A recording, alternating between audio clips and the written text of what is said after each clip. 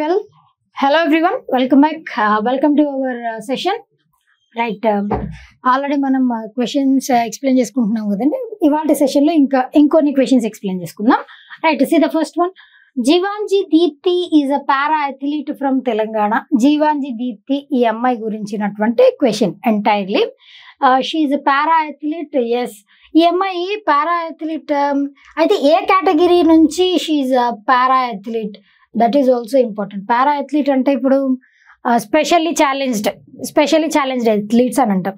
వాళ్ళకి ఒకళ్ళకి కాలు, ఒకళ్ళకి చెయ్యి, ఇట్లా సమ్ విజన్ ప్రాబ్లం ఉండడం, ఇట్లా రకరకాలుగా ఉంటాయి. రకరకాలుగా పారా అథ్లీట్స్ ఉంటారు. అయితే ఇక్కడ ఈ అమ్మాయి Jeevanji Deepthi, she is from Warangal. ఈ అమ్మాయి వరంగల్ స్టేట్ నుంచి, she is from Telangana state, Warangal district. And para athlete. కాకపోతే ఈ అమ్మాయికి ఫిజికల్గా ఈవిడ పారా అథ్లీట్ కాదు, కాకపోతే మెంటల్లీ పారా అథ్లీట్ అనమాట. Right. Arjuna award 2024 was conferred to Deepthi Jeevanji by president Draupadi Murmu. Arjuna award గురించి కూడా మనం చెప్పుకున్నాం. ఎన్ని సంవత్సరాలకు ఒకసారి అర్జున అవార్డుని అందజేస్తారు అది కూడా చెప్పుకున్నాం. గత 4 సంవత్సరాల రికార్డుని పరిశీలించి పరిగణలోకి తీసుకొని అర్జున అవార్డుని అందజేస్తారు. ఎవరిస్తారు? ప్రెసిడెంట్ ఇస్తారు. అది కూడా మనం డిస్కస్ చేసాం ప్రీవియస్ క్వశ్చన్స్ లో. ఎస్, ఎఫ్ఐకి 2024 సంవత్సరానికి గాను అర్జున అవార్డు కూడా లభించింది. National sports award ceremony 2024 was held in new Delhi. ఎప్పుడు లభించింది అని అంటే, ఈ national sports award ceremony January 17th అప్పుడు కండక్ట్ చేసినటువంటి సెరమనీలో భాగంగా ఈ అమ్మాయికి అవార్డుని ఇచ్చారు. Right. Jeevanji Deepthi was conferred with Padma Bhushan award. Padma Bhushan award ఈ అమ్మాయికి రాలేదు, జీవాంజీ దీప్తికి రాలేదు. Basically she has won 400 meters race. అంటే ఇక్కడ ఈ రేస్ కూడా వచ్చేసి ఈ రేస్ ఎవరైతే ఇంటలెక్చువల్లీ ఇంపేర్డ్ పర్సనాలిటీస్ ఉంటారో వాళ్ళ కొరకు రిజర్వ్ చేయబడినటువంటి రేస్. ఆ రేస్లో ఈ అమ్మాయికి మెడల్ లభించింది. ఆ విధంగా టోక్యో ఒలింపిక్స్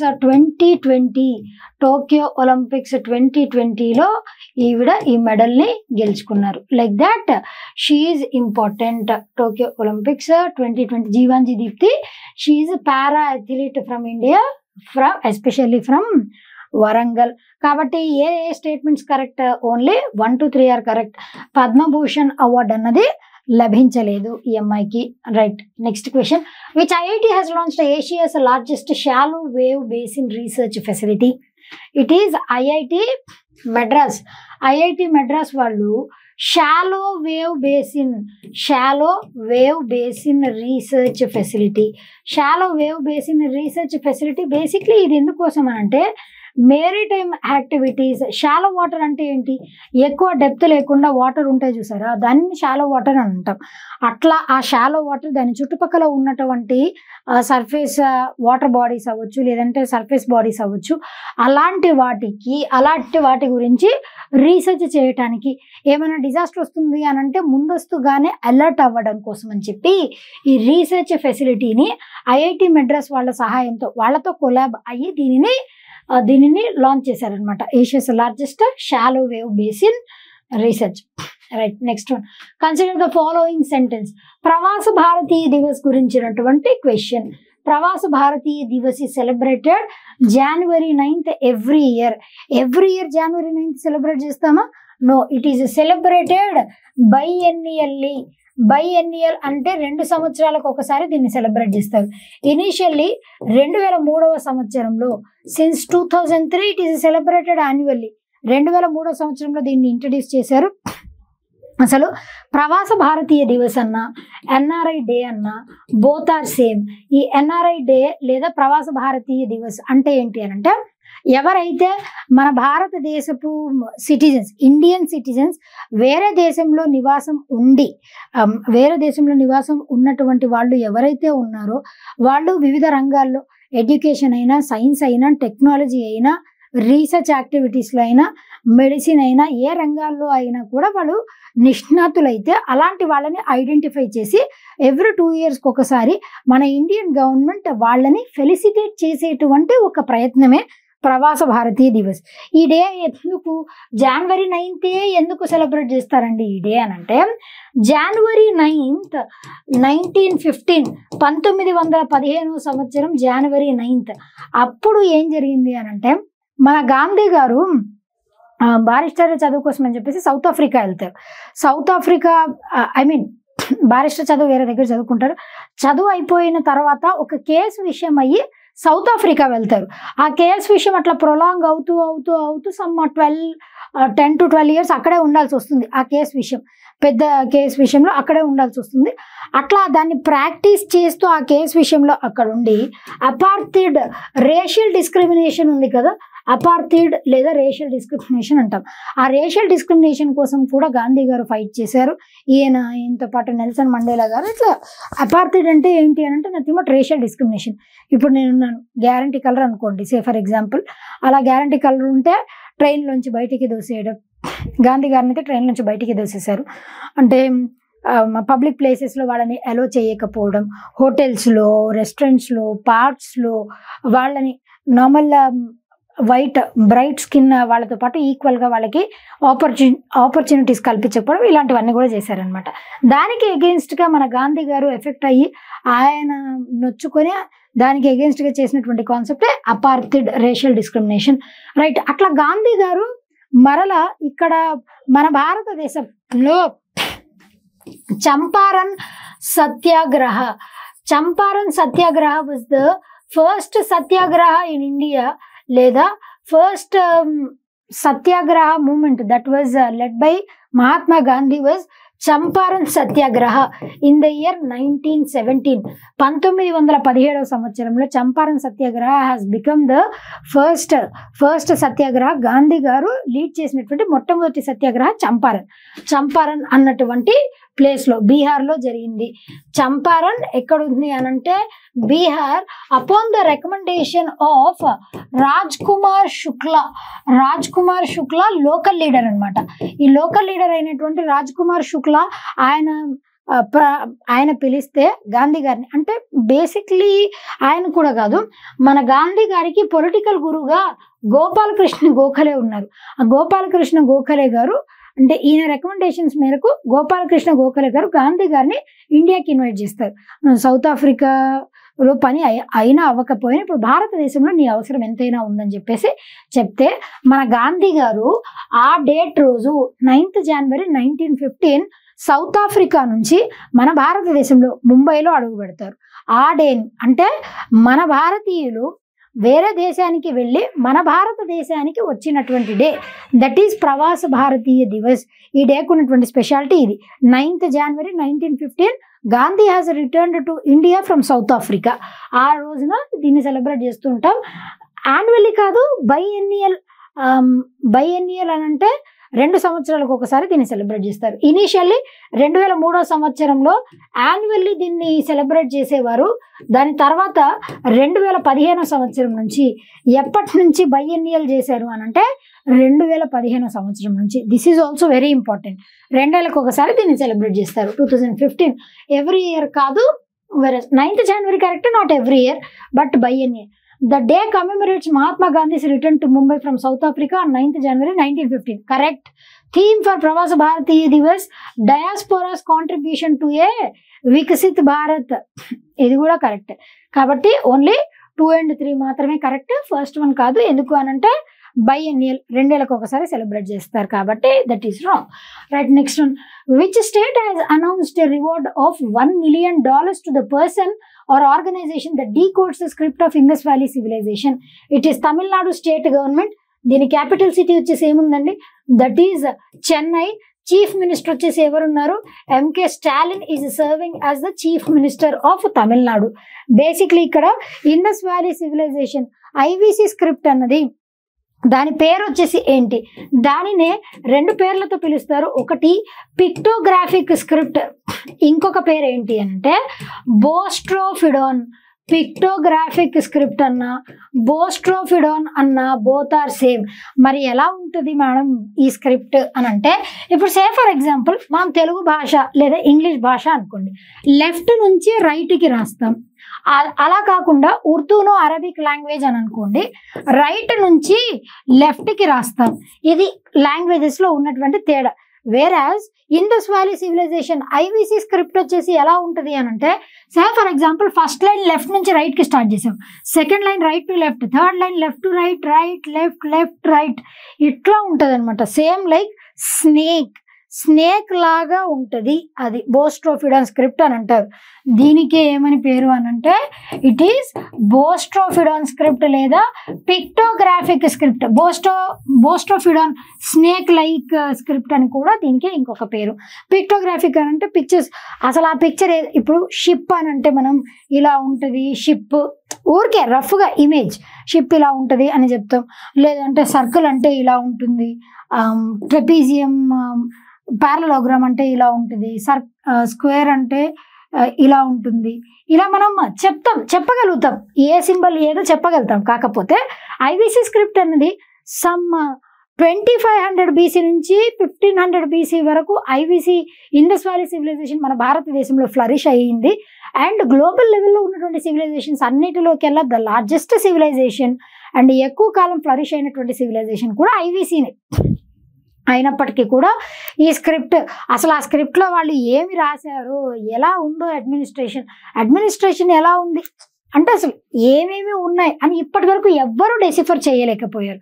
కాకపోతే ఈ స్క్రిప్ట్ ఇలా ఉంది అని కనిపెట్టిన మొట్టమొదటి వ్యక్తి, అంటే దీని గురించి ఈ స్క్రిప్ట్ గురించి ఒక అవశేషాన్ని కనిపెట్టింది ఎవరు అనంటే, మనకి ఆర్కియాలజికల్ సర్వే ఆఫ్ ఇండియా దాని ఫౌండర్ అయినటువంటి doctor Alexander Cunningham.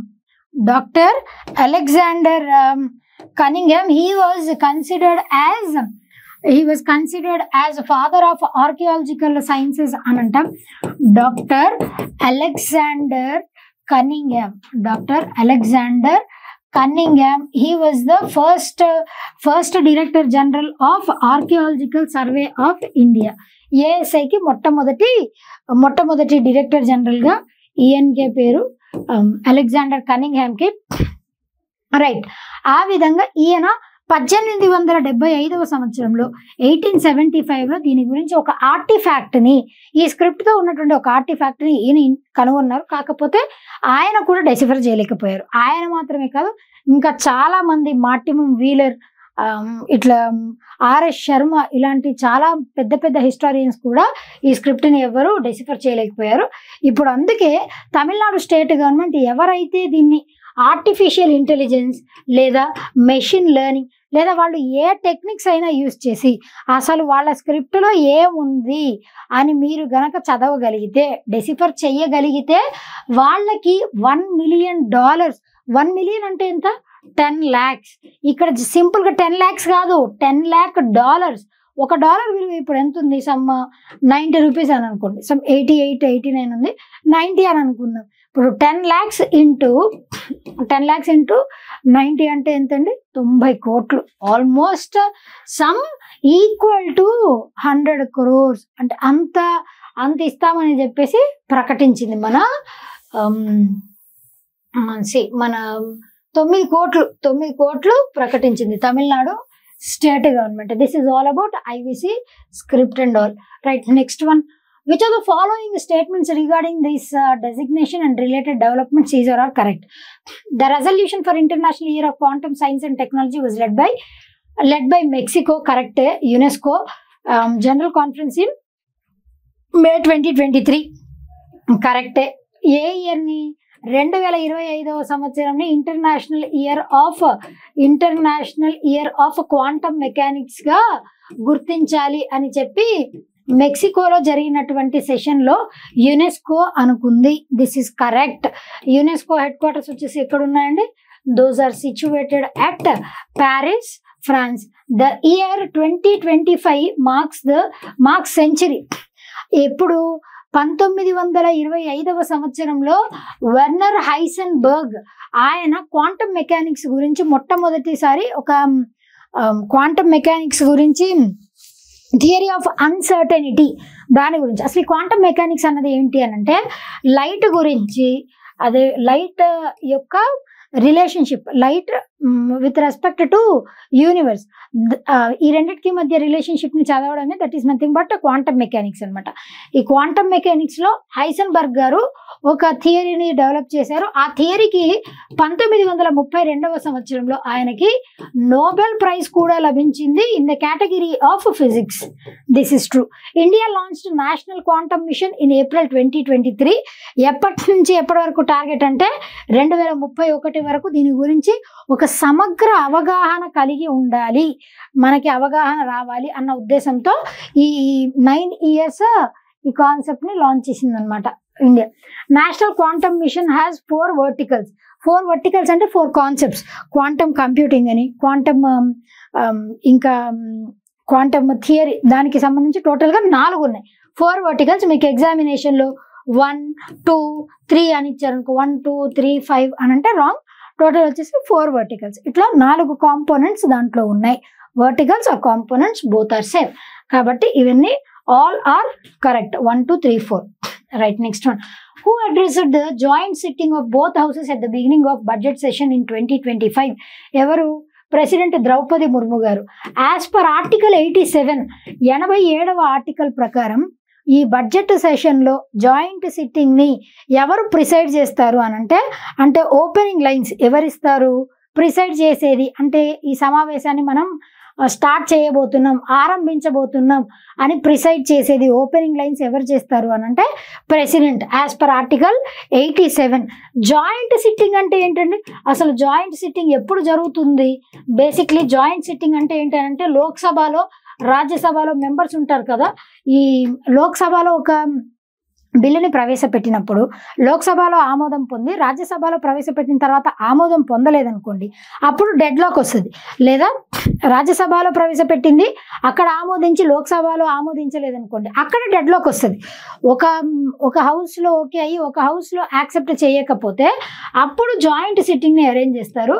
As per article 108, article 108 ప్రకారం ఆ డెడ్ లాక్ని రిజాల్వ్ చేయటానికి జాయింట్ సిట్టింగ్ని ఏర్పాటు చేస్తారనమాట.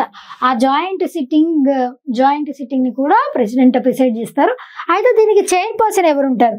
బడ్జెట్ సమావేశాలు అన్నవి మనకి ఈ జూన్ వరకు జరుగుతూనే ఉంటాయి.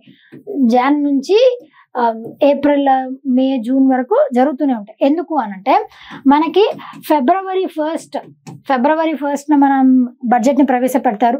ఫిబ్రవరి 1న బడ్జెట్ని ప్రవేశపెట్టిన తర్వాత అంతటితో అయిపోతుంది అని అనుకుంటాం మనం. సెంట్రల్ యూనియన్ గవర్నమెంట్ బడ్జెట్ ప్రవేశపెట్టిన తర్వాత అంతటితో ఏమీ అయిపోదు. ఎందుకు అనంటే బడ్జెట్ ప్రవేశపెట్టాక మళ్ళా దాంట్లో కూడా అందరూ ఒప్పుకోవాలనే లేదు కదా, దాంట్లో ఉన్నటువంటి వాళ్ళు ఎందుకు ఈ కేటగిరీకి లేదా ఈ సెక్టర్కి ఎందుకు తక్కువ ఇచ్చారు, ఈ సెక్టర్కి ఎందుకు ఎక్కువ ఇచ్చారు, ఇలాంటి వాదోపవాదాలు మళ్ళీ చాలా జరుగుతాయి. అట్లా మళ్ళీ February month, March month, April month, మొత్తం ఫిబ్రవరి, మార్చ్ ఈ 2 నెలలు క్షుణ్ణంగా పరిశీలించి మళ్ళీ నెక్స్ట్ ఫినాన్షియల్ వచ్చేంత వరకు, ఫినాన్షియల్ ఇయర్ స్టార్ట్ అయ్యేటప్పటికి ఫ్రెష్గా ఆ సమావేశాలన్నీ కూడా ముగిస్తారనమాట. అట్లా ఈ బడ్జెట్ సెషన్స్ అన్నవి జరుగుతూ ఉంటాయి. రైట్. అది joint sitting as per article 87. మరి చైర్పర్సన్ ఎవరు? ఇక్కడ మిమ్మల్ని అడిగింది ఏంటి? అడ్రస్ చేసేది ఎవరు అనంటే ప్రెసిడెంట్. అలా కాకుండా చైర్పర్సన్ ఎవరు అని అడిగారు అనుకోండి, చైర్పర్సన్ వచ్చేసి స్పీకర్ ఆఫ్ లోక్సభ. ప్రెసిడెంట్ యొక్క ఆర్టికల్ వచ్చేసి ఎంత? What is the article related to a president అంటే there shall be a president of India అని చెప్పేసి ఏ ఆర్టికల్ ప్రకారం ఉంటుంది అని అంటే ఆర్టికల్ 53. అది వైస్ ప్రెసిడెంట్ అయితే article 62. These 2 are important. Right. Next one. See, what is the theme of New Delhi World Book Fair 2025? ఇక్కడ ఏది కూడా థీమ్లో లేదు, ఆప్షన్స్లో లేదు. Republic @75. This is the theme.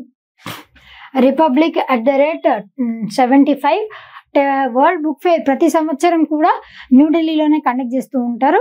ఎక్కడెక్కడ ప్రపంచంలో ఉన్నటువంటి ఇంటర్నేషనల్ లెవెల్లో అన్ని దేశాలు కూడా ఈ బుక్ ఫేర్లో పార్టిసిపేట్ చేసి మన బుక్ రీడింగ్ని పెంపొందించుకోవటానికి ఈ ఫెయిర్ని కండక్ట్ చేస్తూ ఉంటారు. republic@75 అట్లా మన భారతదేశానికి స్వాతంత్రం వచ్చి ఇన్ని ఇయర్స్ అయిన సందర్భంగా 2025కి ఆ థీమ్తో దీన్ని ఇంట్రడ్యూస్ చేశారనమాట. Right, next one. Where is the new 30,000 bed migrant detention facility planned to be built by US? ఎక్కడ? It is Guantanamo bay, Cuba. Basically ఇక్కడ ఈ 26/11 టెర్రరిస్ట్ అటాక్స్ జరిగాయి కదండి. 26/11 ఇన్సిడెంట్ జరిగింది కదా. ఆ ఇన్సిడెంట్లో ఎవరైతే దానికి పాల్పడ్డారో దానికి సహాయం చేసినటువంటి master mind, he was not there. Master మైండ్కి సహాయకంగా ఉన్నటువంటి వాళ్ళందరినీ తీసుకొని వచ్చి ఇక్కడ ఈ గట్మానో బే క్యూబాలో ఆల్రెడీ అక్కడ ఉంచారు. It was the place for their detention. అది మాత్రమే కాకుండా ఇప్పుడు చాలా మందిని డిటైన్ చేశారు. మైగ్రెంట్స్ని ఇట్లా 30,000 మందిని డిటైన్ చేసినప్పుడు వాళ్ళకి 30,000+ బెడ్స్ అక్కడ అరేంజ్ చేసి ఇదంతా కూడా బిల్ట్ చేసి అక్కడికి కొత్తగా వచ్చినటువంటి ట్రంప్ గవర్నమెంట్ ఆయన రీసెంట్గా దీన్ని ఇక్కడ ఈ ప్లేస్లో వాళ్ళకి అరేంజ్ చేశారు. సో దట్ ఆ మైగ్రెంట్స్ అందరూ కూడా అటు సైడ్ పాస్ చేయొచ్చు వాళ్ళని అని చెప్పేసి. Right, next one. So what is the purpose of beating retreat ceremony held at Vijay Chowk in new Delhi?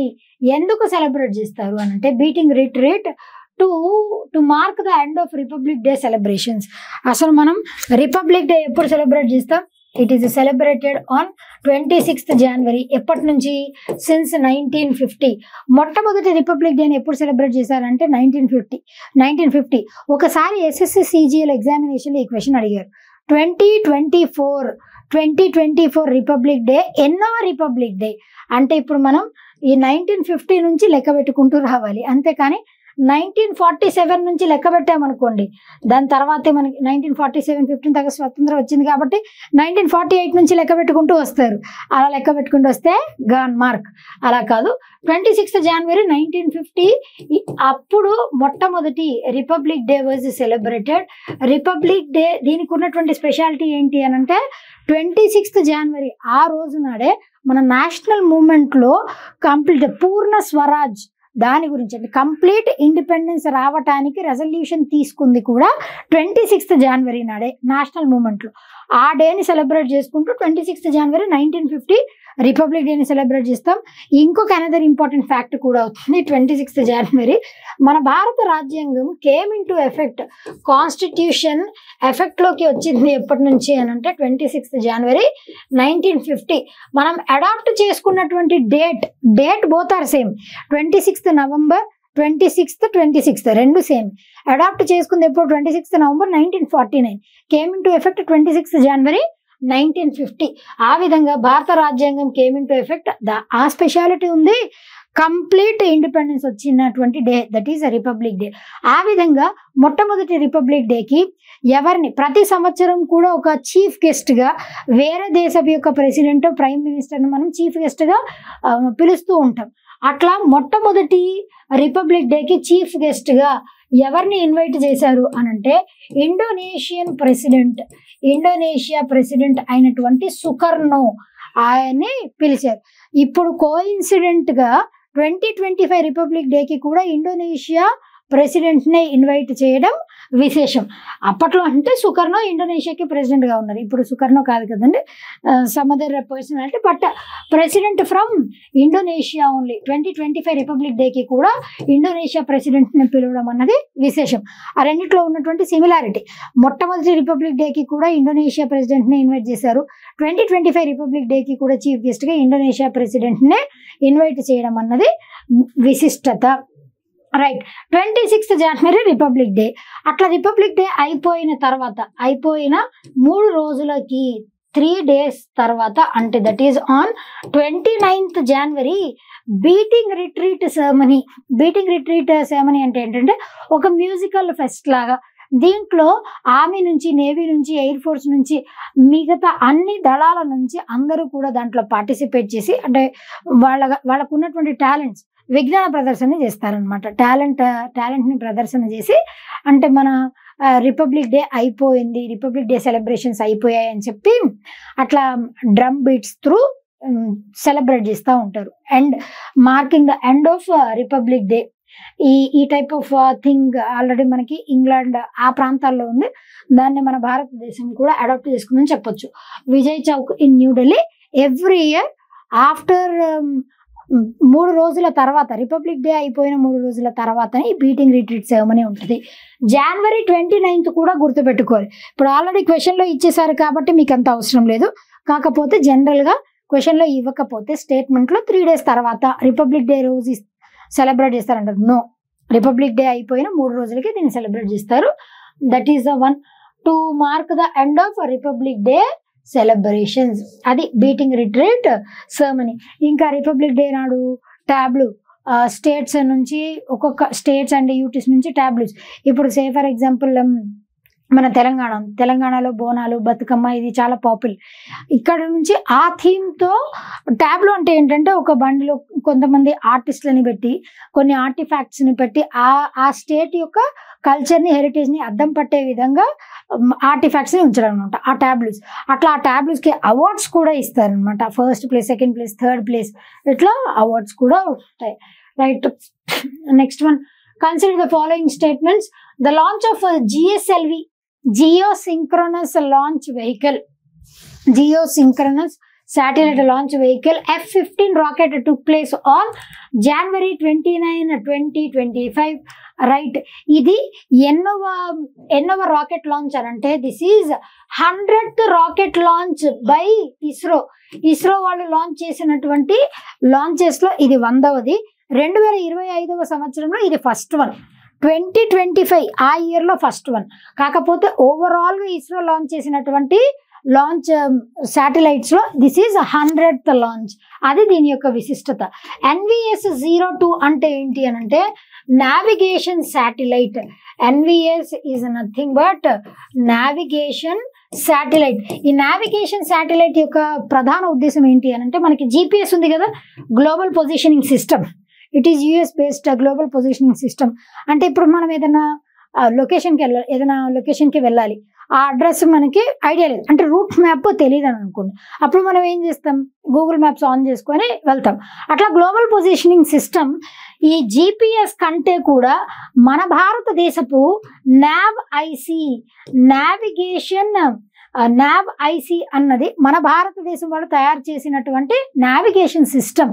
GPSతో compare చేస్తే ఎన్నో రెట్లు NAV-IC అన్నది చాలా పాపులర్, ఎన్నో రెట్లు మెరుగైనది. కాకపోతే మన వాళ్ళందరికీ పొరుగింటి పుల్లకూర రుచి కాబట్టి ఎప్పటి నుంచో ఈ GPS ఈ సిస్టమ్ ఉంది కాబట్టి we have been using the same one. Right, NVS-2 ఇది నావిగేషన్, మనకు ఉన్నటువంటి navigation satellites this is second one. మరి NVS-1 నావిగేషన్ శాటిలైట్ 1ని ఎప్పుడు లాంచ్ చేశారండి? ఈ డౌట్ మీకు రావాలి. This was launched in the year 2023లో మొట్టమొదటి నావిగేషన్ శాటిలైట్ని లాంచ్ చేశారు NVS-01. తర్వాత ఒక సంవత్సరం గ్యాప్ ఇచ్చి NVS-02 నావిగేషన్ శాటిలైట్ 02ని 2025 సంవత్సరంలో ఈ GSLV F-15 రాకెట్ దీని ద్వారా ఈ లాంచ్ వెహికల్ త్రూ దీన్ని లాంచ్ చేశారు. The mission marked ISRO's 100th launch from Satish Dhawan space centre Sriharikota. తయారు చేసేది ఇవన్నీ అయ్యేది కూడా ఎక్కడి నుంచి, ఇస్రో నుంచి. ఇస్రో హెడ్ క్వార్టర్స్ వచ్చేసి ఎక్కడ ఉన్నాయనంటే బెంగళూరు, కర్ణాటక.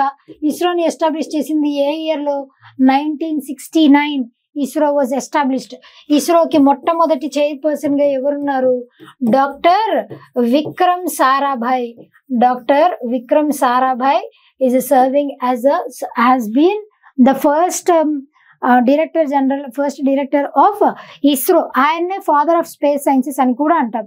ఇప్పుడు ఎవరున్నారు? సుబ్రహ్మణ్యన్ గారు ఇప్పుడు ఇస్రోకి చైర్పర్సన్గా ఉన్నారు.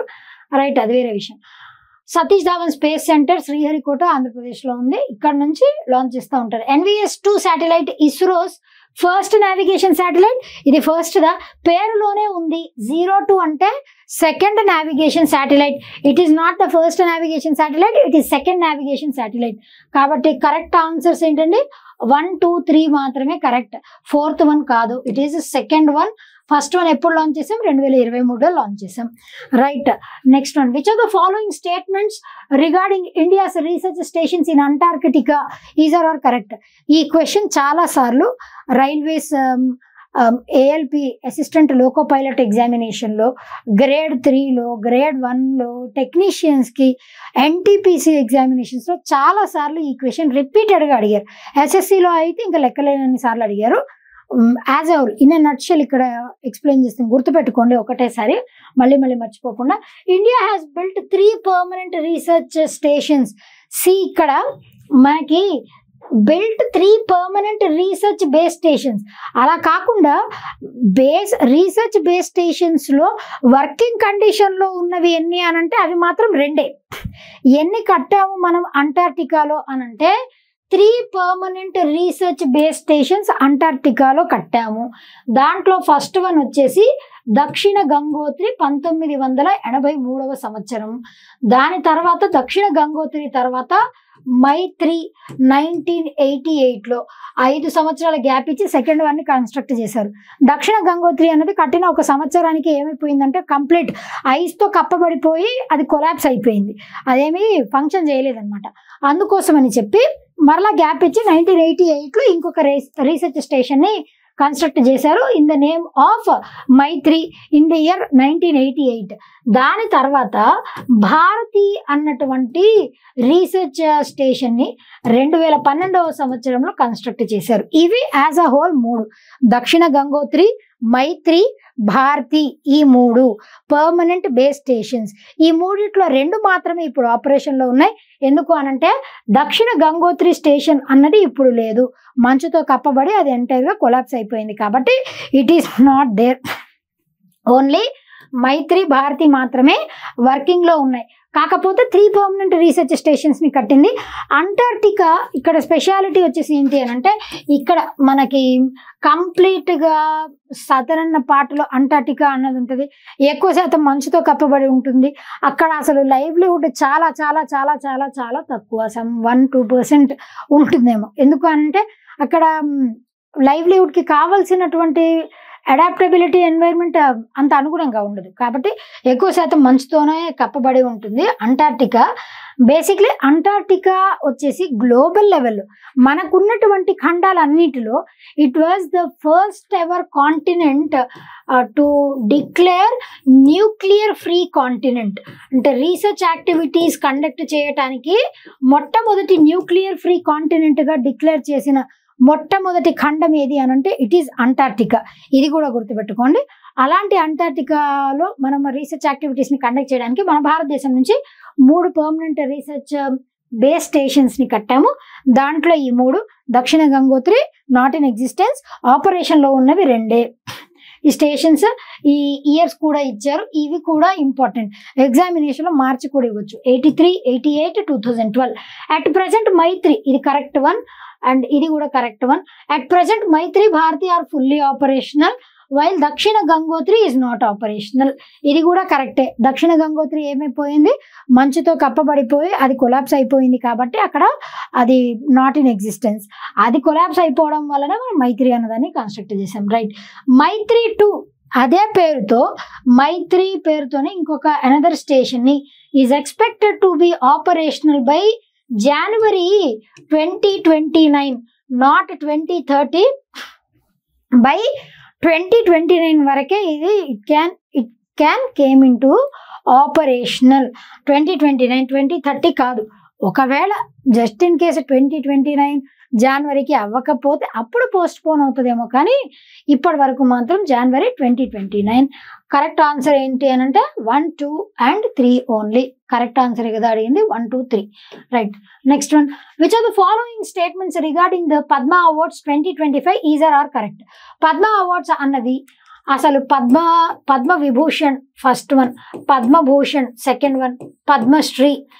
మనకి హైయెస్ట్ సివిలియన్ ఆనర్ వచ్చేసి ఏంటి, Bharat Ratna was the highest civilian honour. ఇది ఫస్ట్ ప్లేస్లో ఉంటుంది. సెకండ్ ప్లేస్లో పద్మ విభూషణ్, థర్డ్ ప్లేస్లో పద్మభూషణ్, ఫోర్త్ ప్లేస్లో పద్మశ్రీ ఉంటుంది. ఇవి కూడా సివిలియన్ ఆనర్సే. ఇది దేంట్లో అయినా అందజేయచ్చు భారతరత్న. ఇవి కూడా కొన్ని కేటగిరీస్ ఉంటాయి. ఆ కేటగిరీస్ లో వర్క్ చేసినటువంటి ఇండివిజువల్స్ అవ్వచ్చు, ఆర్గనైజేషన్స్ అవ్వచ్చు, వాళ్ళకి అందించేటువంటి సివిలియన్ ఆనర్సే ఈ పద్మ అవార్డ్స్. కంప్లీట్ గా as a whole Padma awards were introduced in the year 1954 లో వీటిని ఇంట్రడ్యూస్ చేశారు. Correct. And are announced every year on republic day. This is also true. Padma awards 2025 లో ఎంతమందికి 7 పద్మ విభూషణ్ వచ్చాయి. That is true. 113 Padma awards, Padma Shri awards, తర్వాత 19 పద్మభూషణ్, 7 పద్మ విభూషణ్. ఇవన్నీ కూడా కరెక్టే. మనకి మాక్సిమం 130 పద్మశ్రీ అవార్డ్స్ కంటే ఎక్కువ అవార్డ్స్ ఇవ్వటానికి వీలు లేదు. మాక్సిమం ఎంత అనంటే 130 మాత్రమే. ఇప్పుడు లోక్సభ రాజ్యసభ తీసుకున్నాం అనుకోండి, అక్కడ 250, ఇక్కడ 550 అంతే. That is maximum strength. ఆ స్ట్రెంగ్త్ కి మించి మనం ఎక్కువ మందిని ఎంపీస్ గా తీసుకోవడానికి లేదు. ఇన్ ద సేమ్ మేనర్ ఇక్కడ పద్మ అవార్డ్స్ కూడా 130 మందికి మాత్రమే ఇవ్వాలి ఒక సంవత్సరానికి వచ్చేసి. ఏదైనా ఒక కేటగిరీలో ఇద్దరికి పద్మ అవార్డ్స్ లభించింది అనుకోండి, ఆ ఇద్దరిని కలిపి డ్యూఓ అంటారు. కాకపోతే ఆ ఇద్దరిని రెండుగా చూడకుండా జస్ట్ ఒకటే అవార్డు కింద కన్సిడర్ చేస్తారు, పరిగణలోకి తీసుకుంటారు అనమాట. అట్లా మాక్సిమం లిమిట్ వచ్చేసి 130 మందికి మాత్రమే ఇవ్వాలి. ఇక్కడ మీరు అట్లా చూసుకున్నా కూడా సమ్ 139 ఉన్నారు. ఇది జస్ట్ అ నెంబర్. కాకపోతే ఇక్కడ 2 persons కలిపి ఒక సింగిల్ పర్సన్ గా పరిగణిస్తారనమాట. That is one. Right.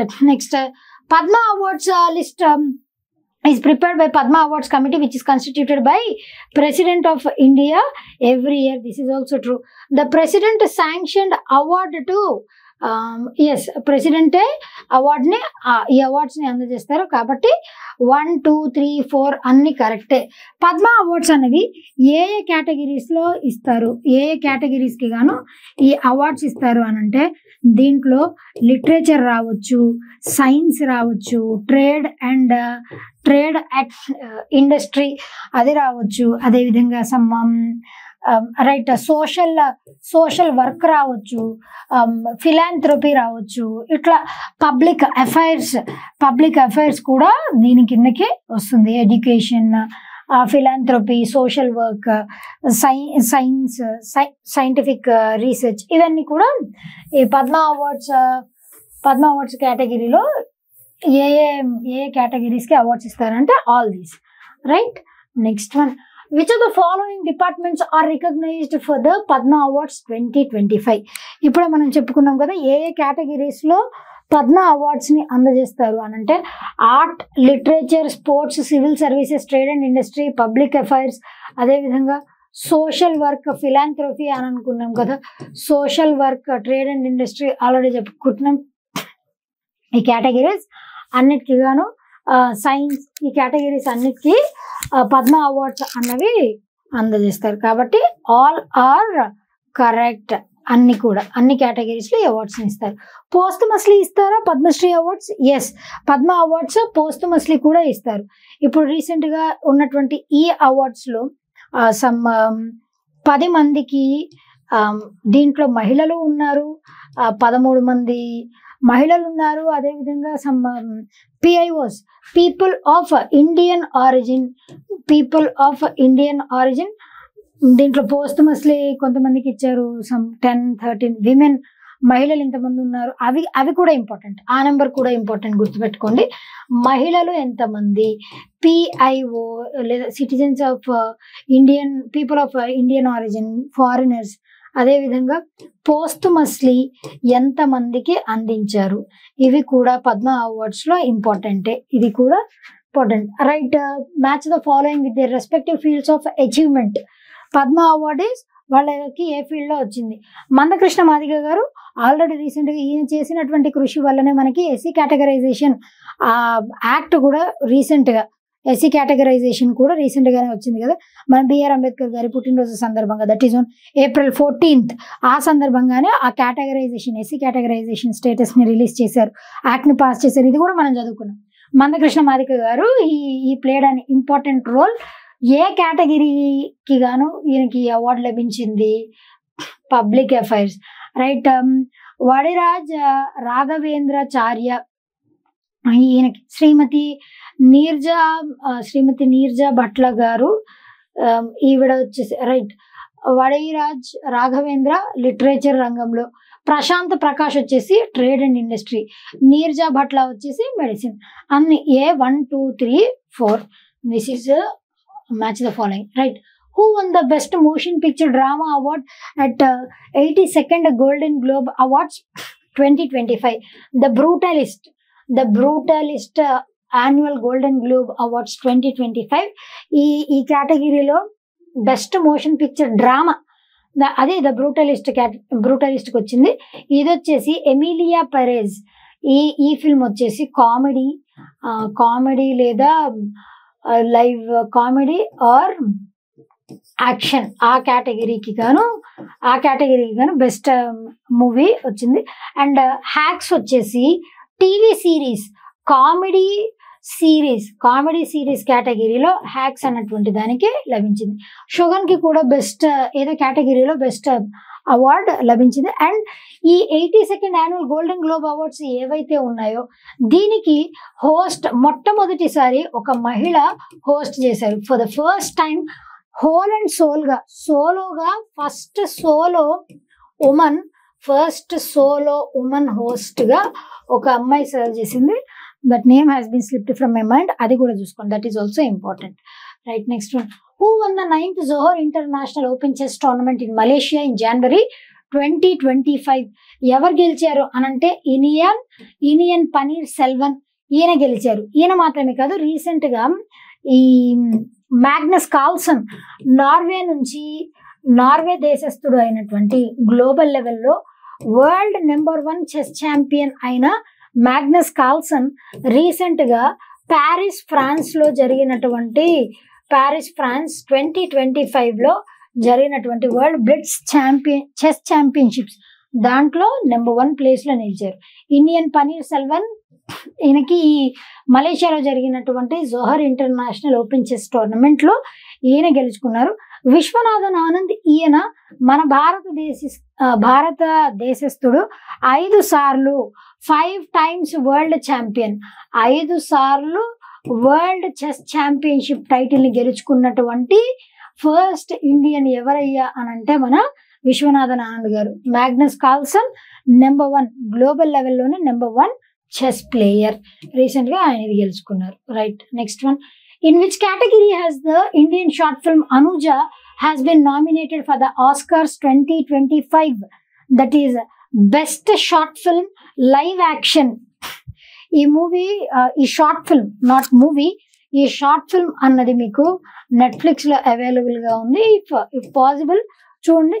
I mean just simple గా నీట్ గా ఉంటుంది, ఎక్కువ తక్కువ లేకుండా. Just it is a story and the relationship between 2 sisters who has been abandoned by their family. వాళ్ళకి ఫ్యామిలీ ఏముండదు, పెద్దక్క అండ్ తనకి యంగర్ సిస్టర్ ఒక పాప ఉంటుంది. వీళ్ళిద్దరి మధ్య ఉన్నటువంటి స్టోరీ. తను పెద్దమ్మ ఇండస్ట్రీలో వర్క్ చేసి చిన్నమ్మని చదివిస్తుంది. షీఈ్ హైలీ ఇంటెలిజెంట్ చిన్నపిల్ల. అట్లా ఆ అమ్మాయి కూడా ఆ పెద్దమ్మ కష్టం చూడలేక ఆమెని పెళ్లి చేయాలి అన్న ఉద్దేశంతో నేను చదువుకి ఎక్కువ ఖర్చు అయిపోతుంది అని చెప్తే ఆ బ్యాక్ డ్రాప్ లో ఆ అమ్మాయిని చిన్నమ్మని కన్విన్స్ చేయటానికి వాళ్ళ ఎల్డర్ సిస్టర్ ఏ విధమైనటువంటి ఎట్లా తాపత్రయపడుతుంది. That is the story behind this one. Anuja అన్నటువంటి మూవీకి మాక్సిమం అందరూ మహిళలే ఈ మూవీని డైరెక్ట్ చేశారు. Some 3-4 members from India. ఇది జస్ట్ నామినేట్ అయింది ఆస్కార్స్ కి ఈ ఇయర్. కాకపోతే మన ఇండియా నుంచి గెలవలేకపోయింది. జస్ట్ నామినేషన్స్ లో మాత్రమే ఉంది. It hasn't won any Oscar award.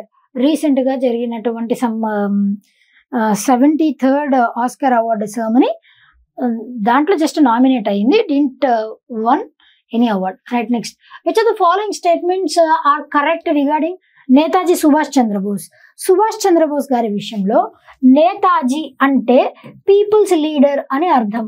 Netaji peoples leader. Netaji అన్న టైటిల్ ఈయనకి ఎప్పుడు లభించింది? సుభాష్ చంద్రబోస్ గారు ఐఎన్సి 1942లో సింగపూర్ హెడ్ క్వార్టర్స్ గా కెప్టెన్ మోహన్ సింగ్ ఆయన ఏం చేస్తారంటే ఇండియన్ నేషనల్ కాంగ్రెస్ కాదు కానీ కెప్టెన్ మోహన్ సింగ్ గారు ఆజాద్ హింద్ ఫౌజ్ ఇప్పుడు దాని పేరు వచ్చేసి ఏంటి అని అంటే మనకి ఇండియన్ నేషనల్ కాంగ్రెస్ అని అంటాం, సారీ ఇండియన్ నేషనల్ ఆర్మీ అని అంటాం. Indian national army, not Congress. INA Indian national ఆర్మీనే. అప్పట్లో Azad Hind Fauj. Give me your blood I shall give you freedom చెప్పింది కూడా మన నేతాజీ సుభాష్ చంద్రబోస్ గారి. ఎక్కువ మందిని ఈ ఆర్మీలోకి అట్రాక్ట్ చేయడం కోసం అని చెప్పేసి ఆజాద్ హింద్ ఫౌజ్ కెప్టెన్ మోహన్ సింగ్ గారు సింగపూర్లో దీన్ని ఎస్టాబ్లిష్ చేస్తే అక్కడికి వెళ్ళిన సుభాష్ చంద్రబోస్ ఆయన బాగా ఇన్స్పైర్ అయ్యి మన భారతదేశానికి 1943వ సంవత్సరంలో దీన్ని ఇండియాకి తీసుకొని వచ్చి పాపులరైజ్ చేసి ఇండియన్ నేషనల్ ఆర్మీగా చిత్రీకరించారు. దీంట్లో మహిళలకి సెపరేట్ వింగ్, అదేవిధంగా మెన్కి సెపరేట్ వింగ్, ఇట్లా డిఫరెంట్ వింగ్స్ ఉన్నాయి. అమ్మాయిలకి మళ్ళా ఝాన్సీ రాణి రెజిమెంట్ అని ఇట్లా రకరకాల పేర్లతో ఆయన ఇంట్రడ్యూస్ చేశారు. 1942 సింగపూర్ హెడ్ క్వార్టర్స్గా కెప్టెన్ మోహన్ సింగ్ గారు ఈయన ఫౌండర్. దాన్ని పాపులరైజ్ చేసింది ఎవరు అంటే నేతాజీ సుభాష్ చంద్రబోస్ గారు. ఆయన ఇట్లా బాగా వ్యాలరస్గా ఉంటారు అనమాట, ఎక్కువ పరాక్రమాన్ని చూపించేటువంటి పర్సన్. అందుకే ఆయన birth anniversary, that is on 23rd January, ఈ celebrated as Parakram Diwas. Give me blood I shall give you freedom, ఆ కాన్సెప్ట్ ఈయనదే.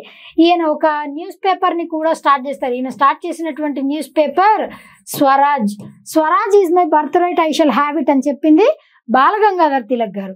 కాకపోతే స్వరాజ్ అనేటువంటి న్యూస్ పేపర్ని స్టార్ట్ చేసింది ఈయన. Right, the celebrations of Netaji's 125th birth anniversary 2021, that is correct. High level committee headed by Prime Minister Modi has been constituted to decide and oversee the commemoration activities, that is correct. Parakram Divas eppudu celebrate chestam January 23rd to honor Netaji's spirit and inspire the youth of the nations, that is true. The Parakram Divas celebration aims to honor Netaji's contribution to literature and education కాదండి, ఈ రంగాల్లో కాదు, disaster మేనేజ్మెంట్లో ఎవరైతే బాగా work out చేస్తారో వాళ్ళకి అవార్డ్స్ని ఇస్తారు. Not in the sections of ఈ లిటరేచర్ ఎడ్యుకేషన్ ఆ రంగాల వాళ్ళకి కాదు. డిజాస్టర్ మేనేజ్మెంట్లో ఫస్ట్ హ్యాండ్ రెస్పాండర్ అని ఉంటారు. ఫస్ట్ ఎవరైతే దాన్ని ఐడెంటిఫై చేస్తారో వాళ్ళే ఫస్ట్ హ్యాండ్ రెస్పాండర్. దాని తర్వాత నెక్స్ట్ లెవెల్ ఫైనల్ రెస్పాండర్ వరకు, అంటే ఒక్కొక్క అంచెలుగా వాళ్ళు ఆ డిజాస్టర్ని రెడ్యూస్ చేయడానికి ట్రై చేస్తూ ఉంటారు కదా. అట్లా డిజాస్టర్ మేనేజ్మెంట్లో ఆ యాక్టివిటీస్లో ఎవరైతే ఎంగేజ్ అయి ఉంటారో వాళ్ళకి ఆ సందర్భంగా ఆ కేటగిరీస్లో కృషి చేసిన వాళ్ళకి అవార్డ్స్ని అందజేస్తారు. కాబట్టి 1 to 3 మాత్రమే correct, not 4th one. Parakram Diwas is celebrated on January 23rd, that is on his birth anniversary. Right, next one. What is the new minimum support price for the Raj Youth for 2025-26 marketing season? That is 5650 per quintal. ఒక క్వింటాల్కి వచ్చేసి ఇంత, రాజ్ యూత్కి వచ్చి ఒక క్వింటాల్కి ఇంత minimum support price. Basically ఇక్కడ minimum support ప్రైస్ని ఎవరు డిసైడ్ చేస్తారు? మినిమం సపోర్ట్ ప్రైస్ అంటే గవర్నమెంట్ ఆఫ్ ఇండియా డిసైడ్ చేసే బాడీ వేరు. CACP, commission of agriculture cost and prices, CACP, that is different. CACP వేరు, ఈ మినిస్ట్రీ ఆఫ్ అగ్రికల్చర్ దాంట్లోనే one of the wings CACP. ఈ CACP అన్నటువంటిది ఏం చేస్తుంది అంటే మినిమం సపోర్ట్ ప్రైజ్ని ఏ టైం పీరియడ్లో డిసైడ్ చేస్తారు అంటే పంట చేతికి వచ్చిన తర్వాత ఇంత మినిమం సపోర్ట్ ప్రైజ్ ఇస్తామని. సో మినిమం సపోర్ట్ ప్రైజ్ అంటే ఏంటి అని అంటే, ఇప్పుడు కొన్ని ఖరీఫ్ క్రాప్స్, రబీ క్రాప్స్ ఉంటాయి. ఓవరాల్గా 22 ఖరీఫ్ ప్లస్ రబీ క్రాప్స్, దానితో పాటు షుగర్ కేన్ మరియు 22 kharif and rabi crops.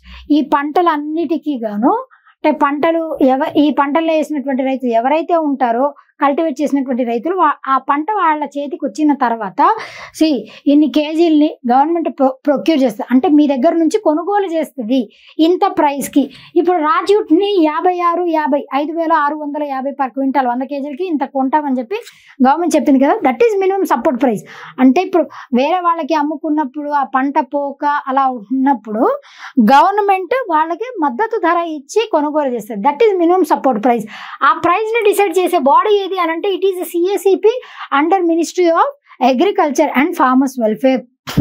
Commission of agriculture cost and prices, that is CACP, వాళ్ళు డిసైడ్ చేస్తారు MSPని.